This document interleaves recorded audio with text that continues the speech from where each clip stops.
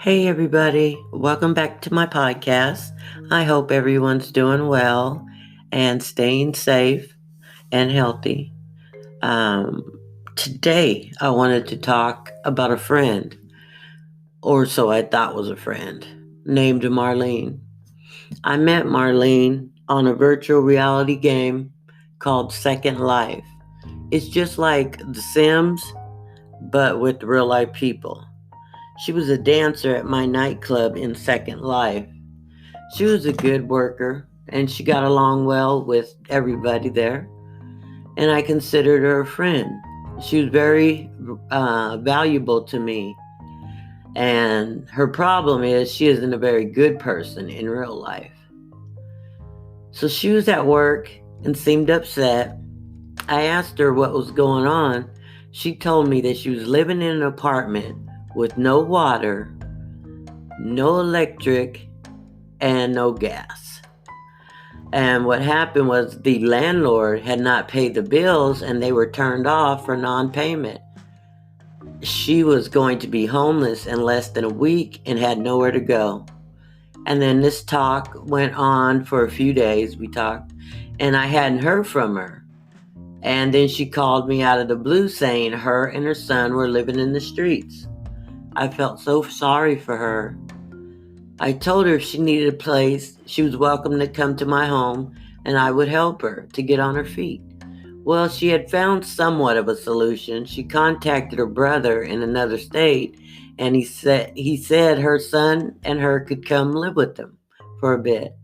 And I told her that was good news and she was happy about that. Things were starting to look up for her.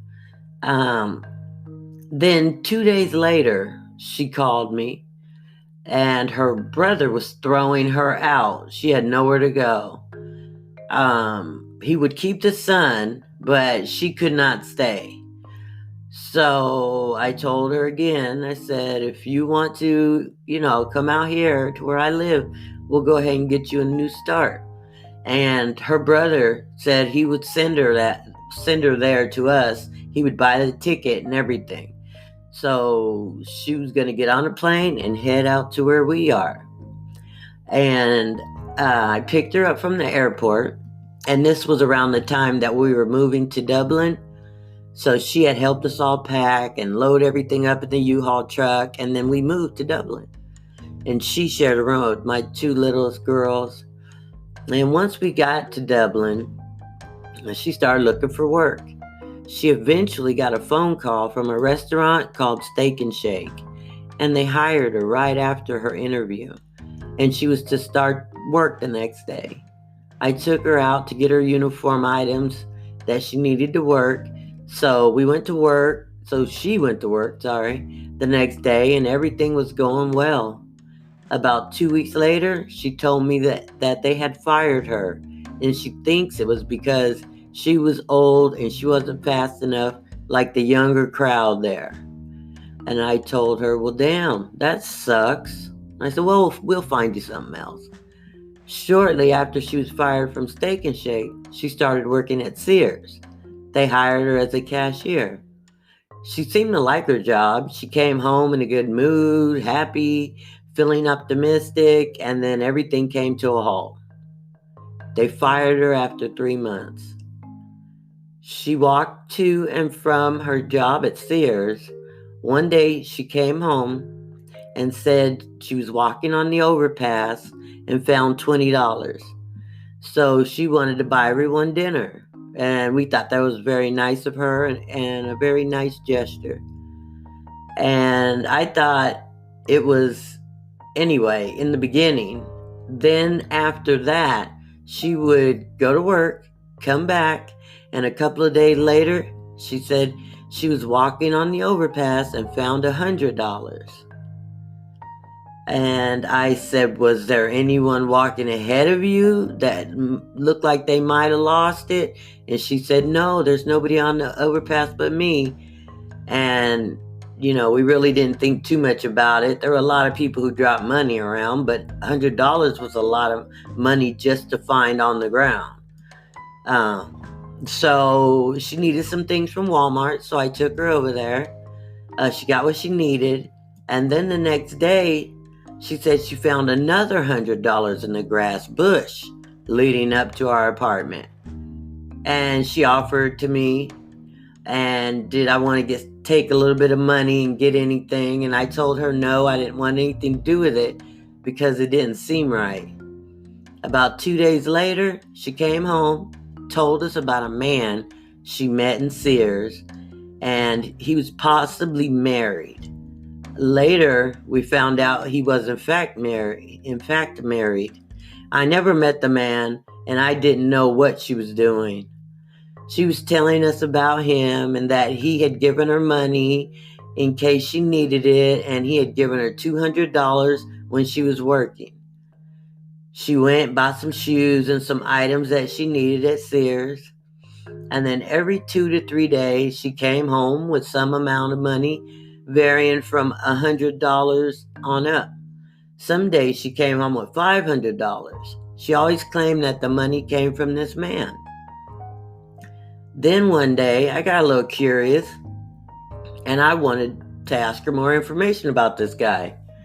She just told me a little bit about him. She told me that she thought that he was married, that he kept asking her if she would be his girlfriend. And then she told me that she said yes, but that she could only talk to him while she was at work because the man was married. So I told her that's not a very good idea to get involved with a married man or to hang out with him while she was working. Then she said, well, I'll get more information about him being married.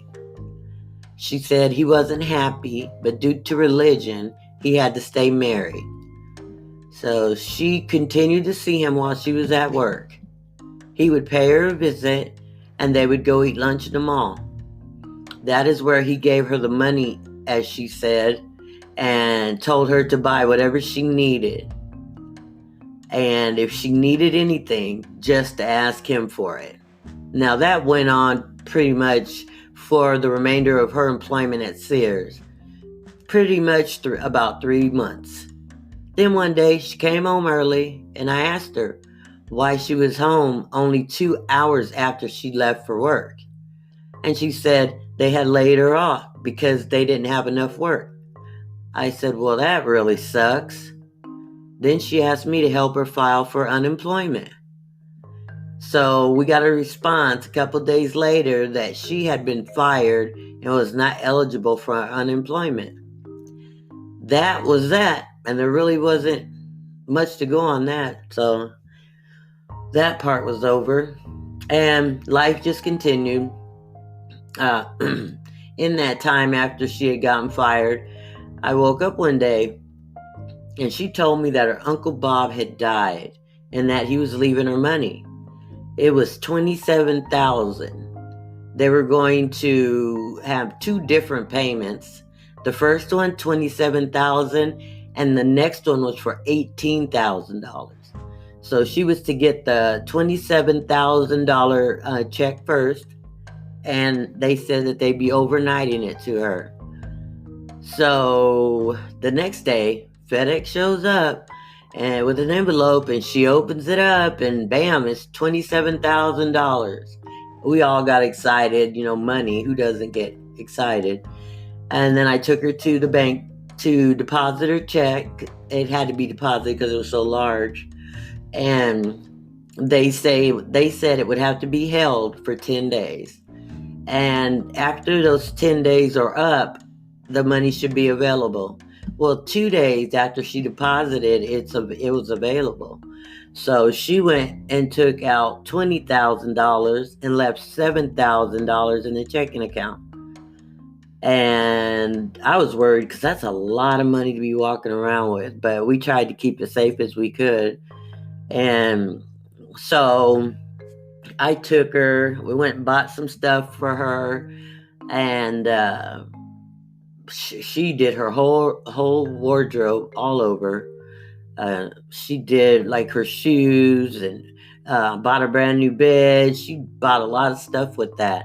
And then she gave me $3,000 for bills for letting her stay there because all this time she'd been living with me, and we fed her and everything like that. So She wasn't responsible to pay for nothing while, she was trying to get off the ground there. And so that's what we did. And I ended up asking her about Uncle Bob. And she said he was her older uncle who had passed away and had given her money because she had taken care of him before. Then I was like, okay. I had no reason to think she was lying or would be lying. So a couple of days later, she told me that another check was coming for $18,000. She was looking out for that money, never came. She didn't seem too concerned about it. I said, well, that's a lot of money to get lost by FedEx. I said, you should be tracking that and, call the attorney that sent it and see where it's at or what's going on. And she said, oh, sure, I'll give him a call. And then I said, yeah, because that's odd. And so she kept trying to listen to or to talk to the lawyer, the attorney, and he would never call her back. So I told her, leave another message, give him our home phone, and he can call you back. And then he called back. He was supposed to be an attorney out of California, but when he called back with a number of area code 404, we knew that wasn't California. And she was having a hard time getting a response from him. I told her that if he was an attorney, he should have business hours. So why don't we call during his business hours? So we kept calling, no response. I started to get a little suspicious and told her to let me call him. I wasn't too pleased with that. She didn't really want me to call. She seemed very uncomfortable. She was getting really nervous. So I called the number and told her she could sit right there and listen to what I said. It went to voicemail, and the voicemail said, you have reached a Google mobile number. So it really wasn't an attorney's office. I told her as much as she said, let me get a hold of him. I told her that as much. Get a hold of him. It might be his cell phone. I told her that was not a cell phone.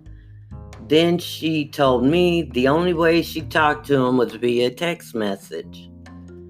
Then I told her to send him a text and have him call back. So she texted him and told him to call her, that it was important. He finally did call back.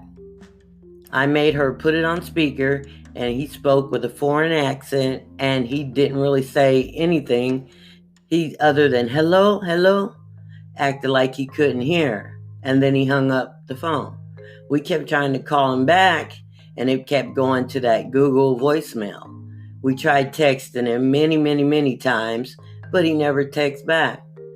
But when she wasn't around me, he texted back.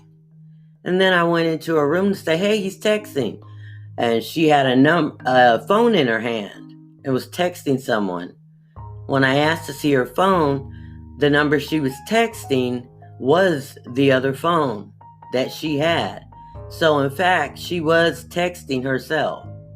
I asked her, why the fuck are you texting yourself from a phone number that you claim was the attorney's? She had no answer for that. I just walked away. I just was disgusted, and things were starting to not make sense. A month went by, and she never received the $18,000 check. One day, we were sitting in the living room playing the virtual reality game, Second Life. There was a knock at the door. I looked in the peephole, and it looked like some sort of police officer, detective, something like that. When I opened the door, they asked to speak to Marlene. I told them she was here, and they asked if they could come in. I said, sure. We were waiting for them to specify what they wanted and why they were there. They wanted to know if she had received a check for $27,000. She said she had, and he asked who did it. And who did it come from? She said, Uncle Bob died and he left me the money because I was the only one that was there to help him in the end. And then the officer asked, what is Bob's name? What is his full name? And she told him that all she knew him by was Uncle Bob. He questioned why she didn't know her uncle's full name and that she only calls him Uncle Bob her whole life. And that didn't even make sense, but that's what came out of her mouth. And then the officers tried to get more information from her about Uncle Bob. They weren't getting anywhere. So they finally told us why they were there. Someone had hacked an elderly lady's checking account and stole over $40,000. They traced $27,000 back to Marlene. They proceeded to ask her again about Uncle Bob, but she insisted that she only knew him as Uncle Bob, and he lived in California. The officer told her they thought it was a scam and that she had something to do with it because she took $27,000 and the rest went to another individual somewhere, but they didn't know where. They suspected that she had something to do with the other person and believed that she knew exactly what she had done. The whole time I was sitting at the dining room table and they were in the living room, and I was just like, my mouth hung open, I couldn't believe what I was sitting here hearing. And then I just sat there listening to him trying to get information out of her, and she wasn't giving any information about Uncle Bob and wouldn't own up to any information they were trying to get from her. They let us know that they were investigating it still, and they are going to continue investigating it, and she will be called upon. They will be visiting us in a short time in the future. They said that we'll be hearing from them, but before they left, they asked what she did with the $27,000. And she said she bought whole new things for her room, clothing, all kinds of stuff. She did wardrobe. She did all kinds of stuff. And bills and stuff like that. Then after that, they left. And I told her, if there really is an attorney, you need to get a hold of him before you end up in prison. She said she was going to try, but I knew she wasn't. She probably is going to go in there and text herself, is what I thought, which is retarded. Then a different detective came over about a month later, and they wanted to talk to her about the theft from Sears for over $3,000. Once again, I was flabbergasted. Mouth hung open and everything else. Once again, here we go. They said they had her on tape taking money every day from the register. They gave the increments of money from every day that she robbed them.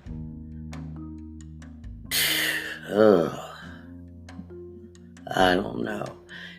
Everything tied in though, the money that she was finding and she'd bring home and what they said that she took from those certain days, that all tied in. So she never found any money on the overpass.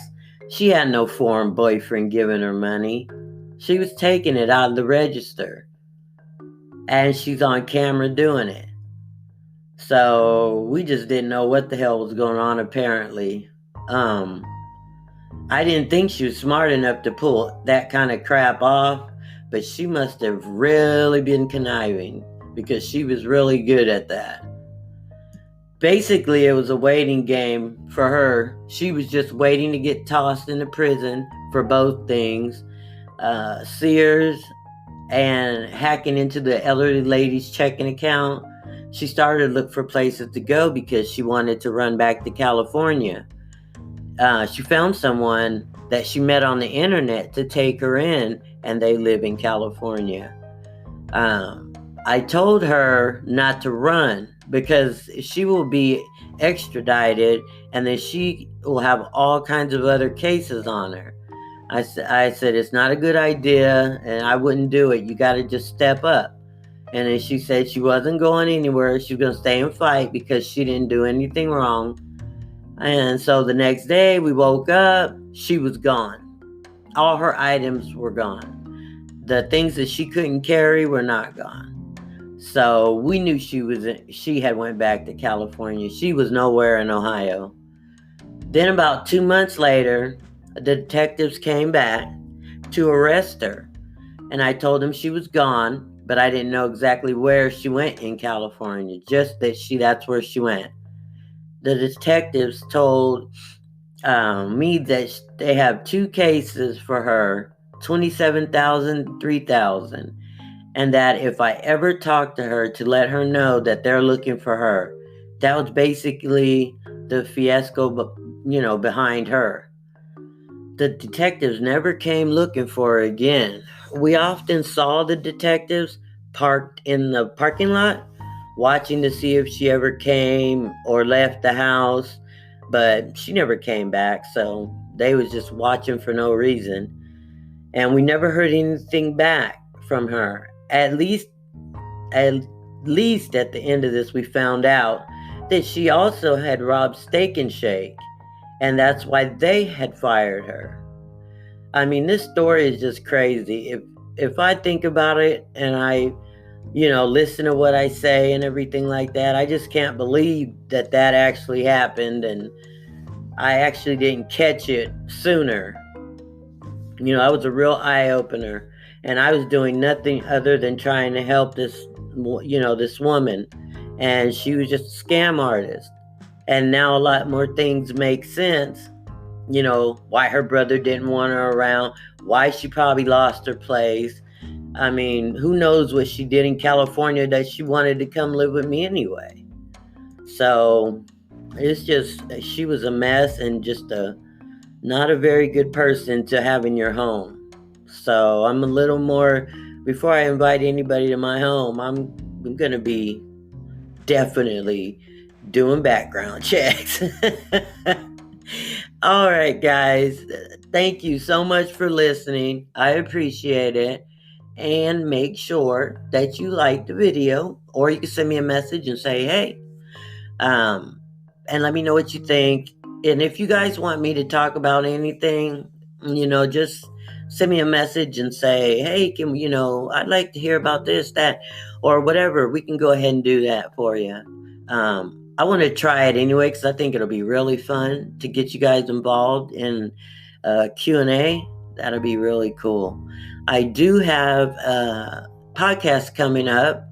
We're going to have someone on the show, and she's going to talk about some things that she wants to get out there for the world to hear.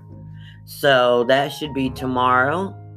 And we'll get that uploaded and then share it, and so you guys can listen. I want everybody to please be safe, stay inside, sanitize. If you have to go out, wear your mask and your gloves, and then make sure you wash when you come back in and you throw those items away. We want you guys to stay healthy, so just do what you have to do, okay? Thank you so much for listening, and I appreciate it. Bye-bye.